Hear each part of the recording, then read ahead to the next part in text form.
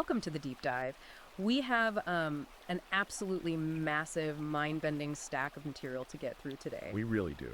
But before we unpack a single page, I need you to do me a quick favor. If you're joining us today and you want us to keep bringing you these deep, unfiltered explorations of, the most fascinating texts out there, please take a second to like and subscribe to the show right now. It really helps. It makes a huge difference, yeah. Okay, let's unpack this. Today's deep dive is an extensive, impartial, and frankly, exhaustive analysis of a highly controversial new ebook. Highly controversial is almost an understatement. Right. It's titled Sexual Revolution Omni Crisis: Why Rational Men Quit, written by Riker. And for you, the listener, our mission today is very specific. Very specific. We are going to unpack the architecture of this text. The author self-describes this book as a manifesto, and it outlines a radical, comprehensive blueprint for what she views as a necessary societal inversion. And we need to be clear about who this is written for. It is written explicitly for a female supremacist feminist audience. Exactly. The text aligns this audience with what she terms cultural Marxists, which, in the context of her book, means viewing every single social, economic, and biological interaction exclusively through the lens of an oppressor versus oppressed power struggle. Yes, she writes, for an audience she describes as being possessed by a righteous, negative animus. An energy directed entirely at dismantling masculinity and Western civilization as we know it. And before we get into the actual mechanics of how the author proposes executing this dismantling, we need to state something clearly and unequivocally to you, the listener. This is vital. This source material contains extremely politically charged content. Extremely. It presents a militant, matriarchal, and vehemently anti-male ideology. We want to emphasize with absolute clarity that we are never taking sides. Never. We are not endorsing, supporting, validating, or condemning the viewpoints, the hostility, or the political stances contained in this book. Our role today is strictly to act as objective guides. Right. We are impartially reporting on the arguments, the underlying social theories, the anecdotes, and the aggressive strategies the author has laid out in the text. We're doing this so that you can understand the material, the cultural phenomenon it represents, and the architecture of its arguments without having to actually read it yourself. Exactly. We are looking at the blueprint of the building. We are not endorsing the building itself. That's a great way to put it. And here's where it gets really interesting. Whether you find this text shocking, fascinating, or deeply provocative, you have to understand that it does not operate on blind rage. No, not at all. It operates on a very specific, ruthless internal logic. Over the course of this deep dive, we are going to explore exactly how the author proposes weaponizing finances, emotions, biology, and foundational institutions. To argue for the complete and total obsolescence of men. Right. So Riker begins her manifesto by establishing a foundational premise: that male utility hasn't just declined in the modern era, but that it has completely expired. Expired. Past tense. Yes. The argument she builds is that male physical strength and traditional male logic are now entirely redundant. And she illustrates this transition with a highly specific personal anecdote about her own brother. Which really anchors her whole philosophical framework. The anecdote about her brother is the lens through which the rest of the manifesto comes into focus. Tell them about the brother, because it's a striking image. The author describes her brother as a structural engineer with 30 years of experience. Yeah. He is a man who built bridges. Tangible infrastructure. Exactly. Real things that didn't collapse. According to the text, his firm replaced him with an artificial intelligence program that generates optimized infrastructure solutions. And the AI does this in exactly 12 seconds? 12 seconds. And the author describes her brother crying at his farewell lunch, where a human resources representative hands him a cactus with a tag that says, "New beginnings." A cactus from HR for 30 years of bridge building. It's brutal. It really is. But what stands out to me is that the author doesn't present this as a tragedy of late-stage capitalism. No, she doesn't write about the inherent cruelty of replacing human expertise with algorithms. Instead, she reverse engineers the narrative to make it a triumph of biological destiny. What's fascinating here is precisely that interpretation. She doesn't see a worker displaced by technological overreach. She frames it as the rightful disposal of obsolete male relevance. She uses a very specific phrase. Yes, calling his tears fertilizer for the matriarchal utopia sprouting from his discarded career. Fertilizer? Wow. Yeah. Riker uses this corporate layoff to pivot into a much broader sociological attack on the concept of male physical and mechanical utility. Because for centuries, the patriarchy justified its dominance, at least in part, through brute force, right? Exactly, the ability to build, lift, and protect. But the author points out that we now have hydraulic exoskeletons and advanced robotics. She specifically cites Boston Dynamics. Yes, the Alice robots, highlighting how they can do backflips while carrying cinder blocks. Right, and then she contrasts that multi-million-dollar robotics achievement with an archetype she calls Dave from accounting. Who, she notes, pulls a muscle opening pickle jars. Right. She's utilizing automation not just as an economic shift, but as a biological disqualifier for men. It's a fascinating rhetorical leap. It really is. If a robot can lift the cinder block and an AI can design the bridge, she's asking what exactly are men bringing to the table that justifies their continued social dominance? And she extends this critique to modern attempts by men to reclaim that sense of mechanical utility. She heavily critiques maker culture. Oh, the guys in their garages. Yes. You know, the cultural trend of men in their garages, 3D printing items, woodworking, or restoring old cars. She calls it adult Legos, doesn't she? Adult Legos. It's a calculated rhetorical strategy designed to diminish traditional masculine hobbies as infantile and inherently useless. She compares a man 3D printing a bottle opener in his garage to female biomedical engineers designing nanobots that unclog arteries. If we connect this to the bigger picture she's painting, she is systematically going through every foundational pillar of male identity. Physical strength, provision, intellectual logic, mechanical competence. And labeling them all as either obsolete, defective, or inherently violent. So, what does this all mean for how she views masculinity itself? Because she doesn't stop at calling men obsolete. No, she goes much further. If you're just obsolete, you're harmless. But she goes a step further and frames masculinity as a kind of original sin. She argues that male drive is automatically pathologized as aggression in our current culture, while female drive is praised as progress. And she uses a school environment to make this point, the dodgeball story. The dodgeball anecdote is crucial to understanding her framework. The text details a local school district banning the game of dodgeball. Because allowing boys to compete physically by throwing objects at one another was deemed violent indoctrination. But at that exact same school, when an all-female debate team aggressively dismantles their opponents using rhetoric and intellectual strategy. They are championed as heroes cutting through the patriarchy. Exactly. So she's taking the natural variance in human behavior, specifically male competitive physical drive, and pointing out how society applies a retroactive moral judgment to it. But here's the twist. She's not pointing out this double standard to argue that it's unfair to boys. Not at all. She thinks the double standard is entirely justified. She argues that male drive is, at its core, inherently violent. To support this, she cites FBI statistics showing that the vast majority of serial killers and violent criminals are male. She uses this extreme data point to extrapolate a broader theory, claiming that masculinity itself is essentially a congenital disorder. It's an incredible escalation. She points out that if boys turn to video games to express their competitive nature, the culture labels it screen addiction. If they excel in physical sports or show high energy, they are medicated for ADHD. She openly acknowledges that society has created a labyrinth of impossible rules for young men, a system where there is no way out except to feel shame for their natural disposition. But rather than offering a sociological solution to help young men navigate this labyrinth, she celebrates this systemic pathologizing. Right. She views the medicating and shaming of boys not as a failure of the education system, but as necessary patriarchy demolition. By framing masculinity as a pathology, she removes the need for empathy. Exactly. If masculinity is a disease, or a hate crime as she calls it, then you don't treat it with compassion, you quarantine it. And this transitions into her next major argument.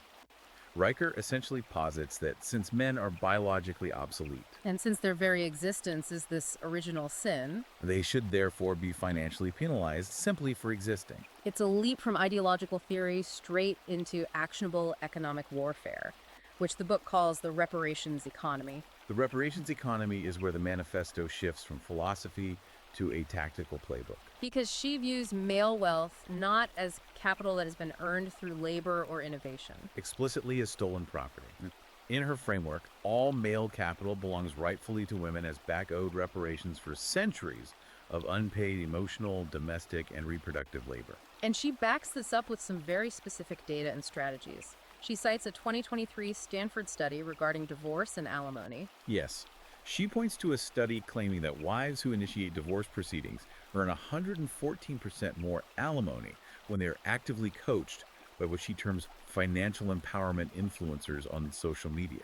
114% more alimony. And she champions this as a feature of the new system, not a bug.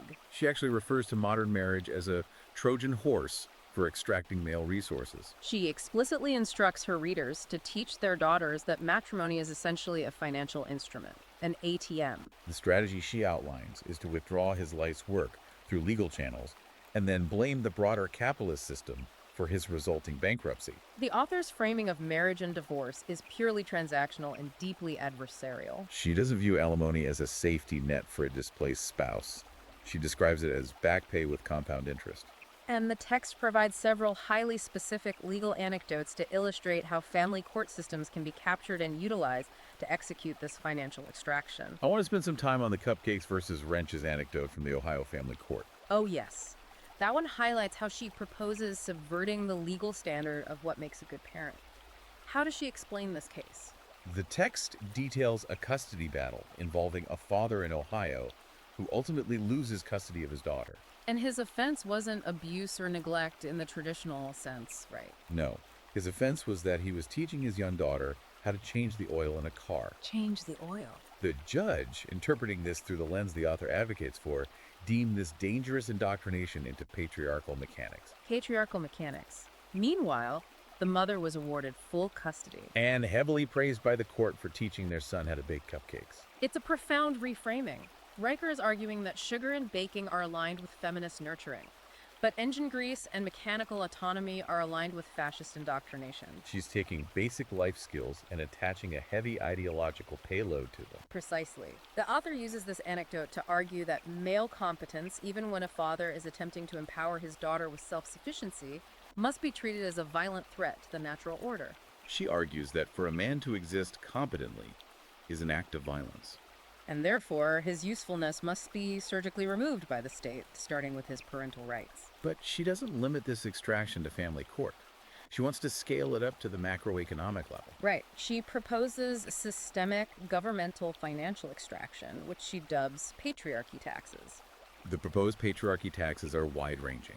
She points to a supposed gender equity surcharge in Iceland, where she claims a predominantly female parliament slapped men with a specific tax. despite the fact that, according to her own text, female CEOs in the region were already out-earning them. She goes so far as to advocate for taxing male oxygen consumption, framing their physical footprint on the earth as an ecological debt. Taxing oxygen. She also proposes a flat 30% income surcharge on white men, and then a 5% surcharge on black men, which she justifies through a concept she calls intersectional leniency. That concept, intersectional leniency, is a prime example of how she weaves cultural Marxist theory into economic policy. She acknowledges a hierarchy of perceived systemic privilege and adjusts the punitive taxation accordingly.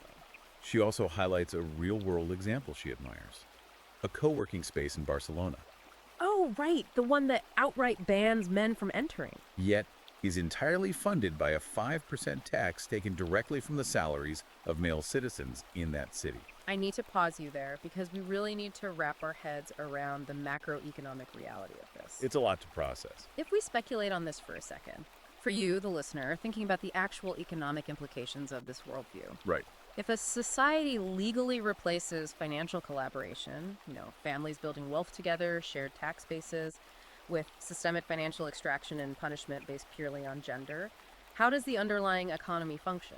If you exile or bankrupt your primary earners, how do you maintain the infrastructure? This raises an incredibly important question, and it's one the author seems entirely unconcerned with. She briefly mentions the 1970s all-female communes that deliberately exiled men. She notes that they were able to keep the infrastructure that men originally built, But admits they eventually suffered when the plumbing broke or the roofs caved in. because fixing pipes and shingling roofs was deemed toxic labor. Right, so she recognizes the historical failure of that model. She recognizes it, but her modern solution is not for women to learn the plumbing or the roofing. Her solution is to extract the capital from the men to pay for the plumbing. while keeping the men themselves silenced, disenfranchised, and socially exiled. It is an economy based entirely on punitive taxation and legal plundering. Assuming that the well of male capital will somehow perpetually replenish itself. Even as male motivation is systematically destroyed, that is a staggering blind spot in her manifesto. It assumes that men will continue to work, innovate, and generate wealth at maximum capacity, while accepting that 30% or more of their labor will be confiscated as punishment for their gender. But Riker seems to anticipate that men might resist this. And that's where the manifesto takes a turn into deep psychological manipulation. To keep men compliant while their resources are drained, she outlines a strategy of emotional warfare. The book calls this the double bind. The double bind. Let's dig into that because it is perhaps the most sophisticated, manipulative, and insidious strategy outlined in the entire text. The author explicitly admits that the current cultural demand for male vulnerability is a trap. A trap. The goal is to demand that men open up emotionally, to break down their stoic armor, and then to weaponize that exact openness to justify discarding them. It's the dating app phenomenon she talks about. She observes that women are demanding sensitive kings in their bios, Insisting on men who are in touch with their feelings. but she notes that these same women statistically swipe left on any man who actually mentions going to therapy. And she gives the story of a man she calls Jason. The story of Jason is a case study in how the double bind operates. Jason is described as a man who, on a third date, finally gave in to his partner's persistent demands to be emotionally open and transparent. He ended up crying as he shared a story about childhood trauma. And what happened? He was ghosted immediately. Immediately. The woman he was dating later posted on social media that his trauma was emotionally flimsy and fundamentally unsexy. And the author, Riker, actually celebrates this outcome. She analyzes the dynamic, stating that women are conditioned to demand that men perform traditional, stoic provider roles, while simultaneously shaming them for those exact stoic traits. Then, when the men actually comply and show vulnerability, they are punished with disgust. Riker's commentary on this is remarkably utilitarian. She writes, quote, "His pain was boring, and worse, it required empathy. Why should we waste energy comforting oppressors? That essentially commodifies empathy. It treats a partner's vulnerability not as a moment for connection, but as a weakness to be exploited." And this tactic isn't just relegated to modern dating. Riker outlines how it is being weaponized in corporate human resources departments. Very much so. The book details a story of a tech CEO who wept openly in front of his team over the recent death of his mother. As a direct result of this display of grief, his investors and board of directors deemed him unfit to lead and ousted him. Riker also describes the implementation of mandatory corporate vulnerability workshops. In these sessions, male executives are heavily pressured by facilitators to share their deepest insecurities and personal failings under the guise of team building. But the workshops aren't actually about team building. No. According to the manifesto, those tearful confessions and admissions of insecurity are secretly logged. And leaked to promotion and compensation committees. They are used as definitive documented proof that these specific men are emotionally compromised. And therefore ineligible for advancement or leadership roles. It's a brilliantly cruel trap. It's a lose-lose situation, intentionally designed to break their psychological footing. If a man remains stoic and guarded, he's written up for being toxic and uncollaborative. If he shows emotion, he's documented as unstable and unemployable. And then there's a Swedish lawsuit. Yes, we have to unpack the legal theory behind this because the effective negligence case blew my mind. The Swedish lawsuit is a perfect illustration of how the double bind can be codified into law. The author details a civil case in Sweden where a woman sued her ex-husband and won a $2.3 million settlement. His offense was not physical or financial. During a party celebrating her career promotion, he sat quietly in a corner and read a book. The court allegedly agreed with the plaintiff's argument, legally defining his behavior as effective negligence and emotional stinginess. How does a court even quantify emotional stinginess to the tune of $2.3 million? Riker argues that emotional labor has a tangible market value, and that enthusiastic emotional validation is a resource that men owe to women. By withholding that enthusiastic validation, by simply reading a book quietly rather than centering her achievement, he was guilty of a form of financial and emotional abuse. So abuse is legally redefined from an active infliction of harm to a passive failure to provide sufficient emotional applause. The overarching point Riker's making here is that a man's emotions and his emotional output are only valid if they are directly serving the female narrative. She literally writes that male tears are fertilizer for our revolution. There's that word again. Fertilizer. The emotional double bind ensures that men are constantly off balance, constantly guilty, and constantly punishable, either for feeling too much or for not feeling the right way at the right time. And once you have successfully suppressed a man's emotional stability and drained his financial resources, the author outlines the next logical step in the architecture of this societal inversion. Suppressing his intellect. Which brings us to a really chilling part of the manifesto.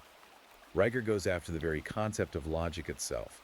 She argues that what society calls rationality and objective logic are not universal truths, but are actually just patriarchal gaslighting and colonial tools of oppression. This is a profound epistemological shift. The author argues that when men utilize data, statistics, the scientific method, or objective reasoning in a debate or a workplace setting, they are not engaging in problem solving. Rather, she claims this behavior is an act of epistemic violence, specifically designed to silence and override women's lived emotional truths. She actually calls spreadsheets instruments of oppression. To enforce this rejection of objective reality, she outlines a sweeping strategy of historical erasure, which she names the cultural memory hole. The cultural memory hole. This isn't just about changing the tone of a conversation. It's literally about rewriting history to systematically remove all evidence of male competence and discovery. We see this clearly in the institutional examples she provides. She claims, with approval, that certain departments at Harvard are actively erasing Isaac Newton from physics syllabi. The stated goal is to decolonize STEM. She advocates for a form of historical revisionism that mandates crediting Rosalind Franklin solely for the discovery of the double helix structure of DNA. Completely erasing the contributions of James Watson and Francis Crick from the academic record. It is a deliberate, systemic scrubbing of history. And it filters down from the Ivy League into everyday cultural institutions. Let's talk about the anecdote from the Chicago Field Museum because it really highlights the micro-level enforcement of this ideology. The museum anecdote is highly revealing. Riker describes a father at the Field Museum pointing out a massive, powerful T-Rex dinosaur skeleton to his young daughter. He's simply trying to bond with her, talking about how big and strong the dinosaur was. According to the text, he is approached by museum staff, officially accused of promoting carnivorous masculinity and toxic fossilphilia. Toxic fossilphilia. And is subsequently escorted out of the building by security. I mean, it sounds like an internet parody, but the author is dead serious. She views any celebration of strength, power, or dominance, even when discussing a fossilized extinct animal, as a subconscious threat to the matriarchal order she is trying to build. And she scales this rejection of objective reality globally. She highlights protests in Rio de Janeiro where activists were literally burning calculus textbooks in the street, screaming death to penis-shaped logic. If we look at the methodology of control here, it is fascinating. The book provides a literal script for its followers. It instructs women on how to use specific, thought-terminating cliches to immediately shut down male logic in the workplace.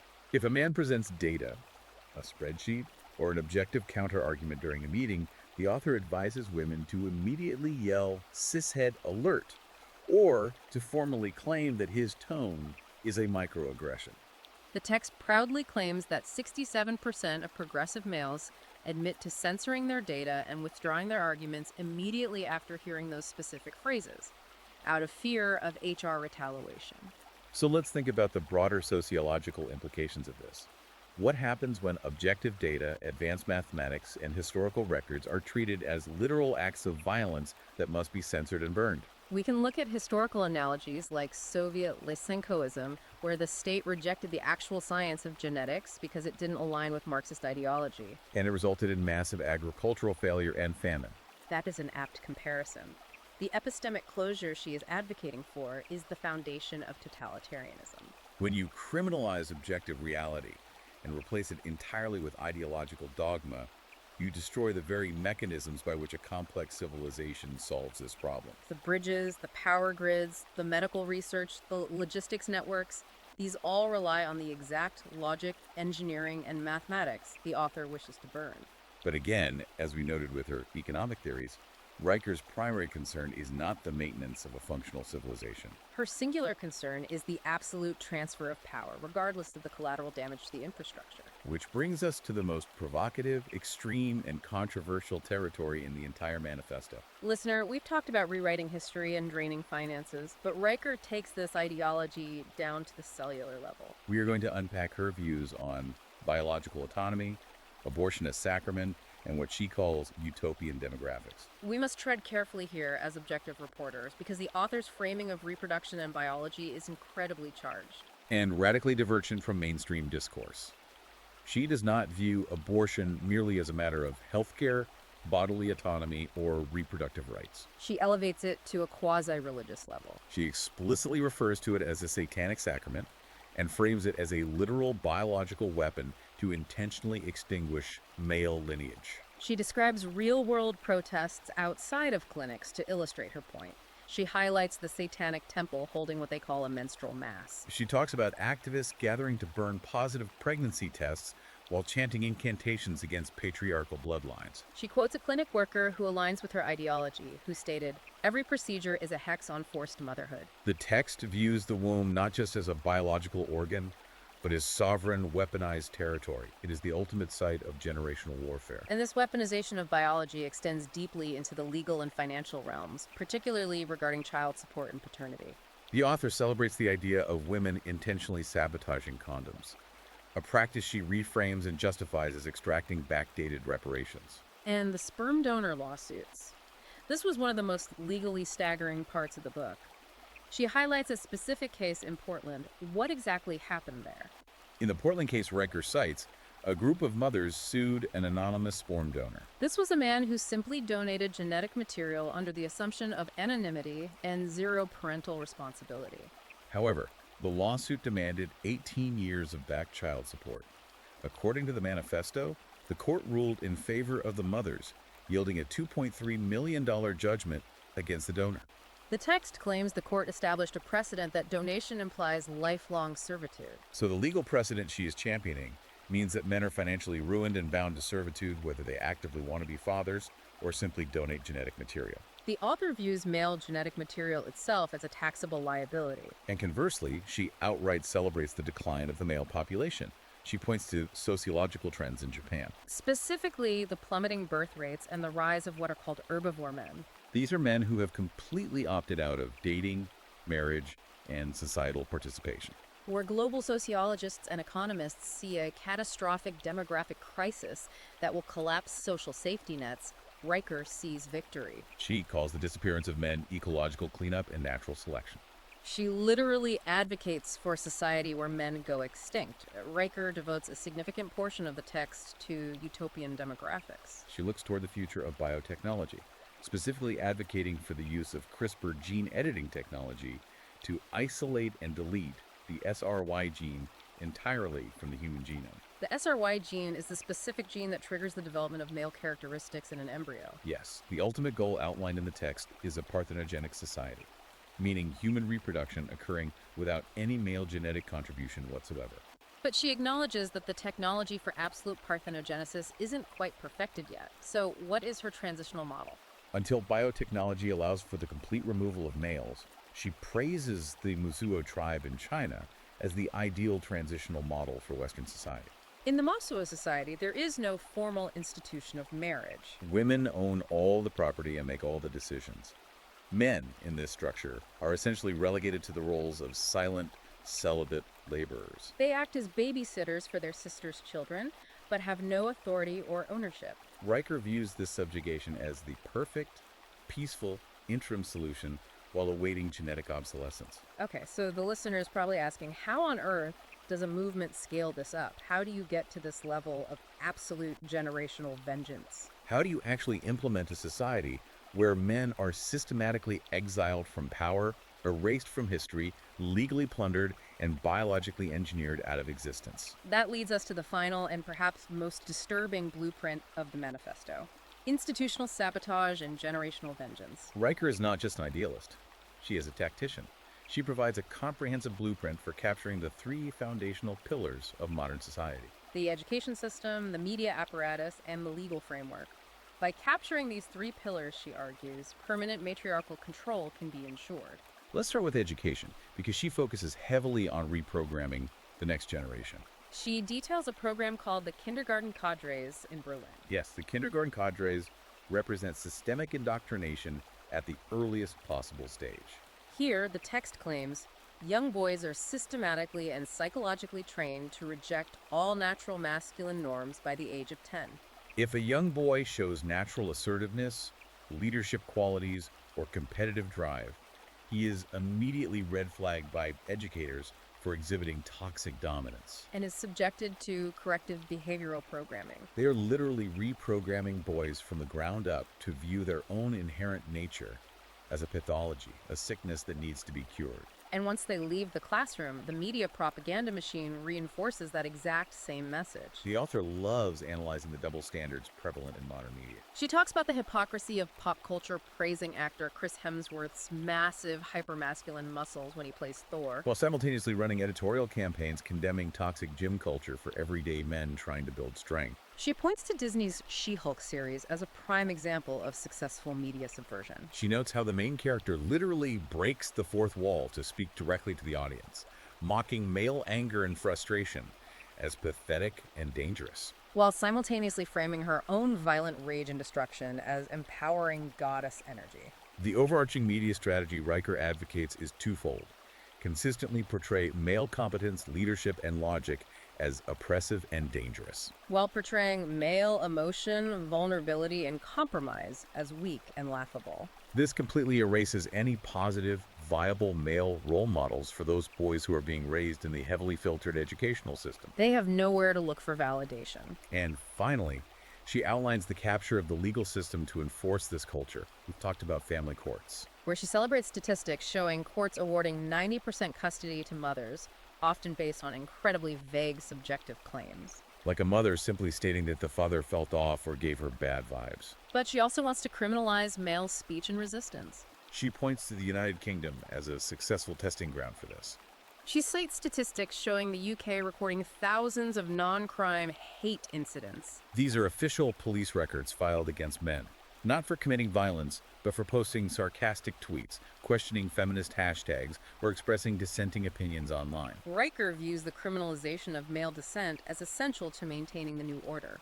And this all leads to the conclusion of the book. The author's ultimate final solution for men, as detailed in the closing chapters, is a stark, uncompromising binary choice. It is a choice with no middle ground. Men, under Riker's proposed system, can either accept absolute silent submission, Meaning they willingly surrender their wealth, their historical legacy, and their voices to endlessly fund the matriarchy while accepting total social and political exile. or they face deliberate biological and social extinction. The text offers no concept of equality, no vision of harmony, and absolutely no room for compromise. Okay, let's take a step back and look at the whole picture. We have covered a dizzying, overwhelming array of tactics proposed in this book, Sexual Revolution Omni Crisis, Why Rational Men Quit. We've looked at weaponized HR departments using vulnerability traps to destroy careers. We've examined the patriarchy tax designed to legally drain male bank accounts. We've discussed the burning of calculus books to rewrite the history of human discovery. And the profound framing of biotechnology and abortion as literal warfare against male bloodlines. The staggering scale and the ruthless precision of Connie Riker's vision for societal inversion is intense, and it operates on a deeply calculated logic. It is, without question, a comprehensive and militant architecture for absolute supremacy. And once again, as we conclude, we must reiterate to you, the listener, that we have been exploring these highly charged, provocative concepts strictly as an objective review of the source material. We are not endorsing Connie Riker's manifesto. We are dissecting it, unpacking its sociological theories, and exploring its arguments so you can understand the mechanics of this extreme ideology. Absolutely. We are just the guides through the material. And as we wrap up today's deep dive, I want to leave you with a final provocative thought. Something to mull over that builds on everything we've just unpacked about power and control. If a society were to actually implement this total inversion of power, if we were to replace the historical patriarchy with an absolute, uncompromising matriarchy, Utilizing the exact same tools of systemic erasure, financial control, emotional manipulation, and biological policing that Riker outlines, Does that society actually dismantle oppression? Or does it simply build a brand new, highly efficient cage with a different name stamped on the lock? That is a profound question, and one that the text itself deliberately avoids answering because its goal is not equality but retribution. Thank you so much for joining us on this deep dive. If you enjoyed this in-depth analysis and want us to keep tackling these complex topics, please explicitly hit that like button and subscribe to the show right now. And if you are fascinated by the architecture of these arguments and you are curious to read the source material for yourself, to see this ideology in its original, unfiltered form, you can check Amazon Kindle and Google Play Books to buy the ebook, Sexual Revolution, Omni Crisis, Why Rational Men Quit. You can also follow the author and read more of her foundational essays directly at Conrad Sucker on Substack. Until next time, keep questioning everything.